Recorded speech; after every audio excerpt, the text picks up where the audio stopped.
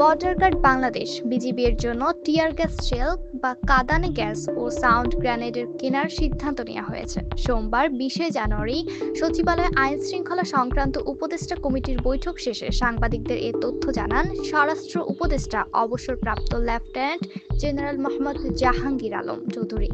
তিনি বলেন, সীমান্তে এতদিন লেথাল প্রাণঘাতী অস্ত্র ব্যবহারের অনুমতি ছিল। অনেকেই প্রশ্ন করেছেন, বিজিবি কেন সাউন্ড গ্রেনেড ও কাঁদানে গ্যাস ব্যবহার করেনি।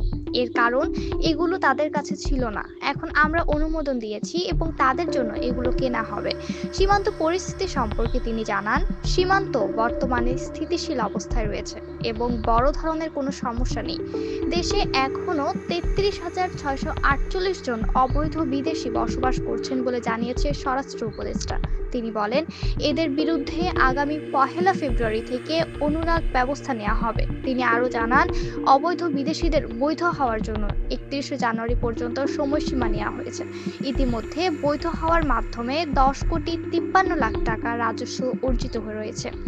অবৈধ বিদেশিদের কর্মসংস্থান প্রদানকারী প্রতিষ্ঠানগুলোর বিষয়ে তিনি বলেন, যেসব প্রতিষ্ঠান অনুমতি ছাড়া তাদের কাজ দিয়েছে তাদের বিরুদ্ধেও ব্যবস্থা নেওয়া হবে। এই সিদ্ধান্তগুলো সীমান্ত সুরক্ষা ও অভ্যন্তরীণ শৃঙ্খলা বজায় রাখতে গুরুত্বপূর্ণ ভূমিকা রাখবে বলে মনে করছেন সংশ্লিষ্টরা। Desk report, world ভিউশন।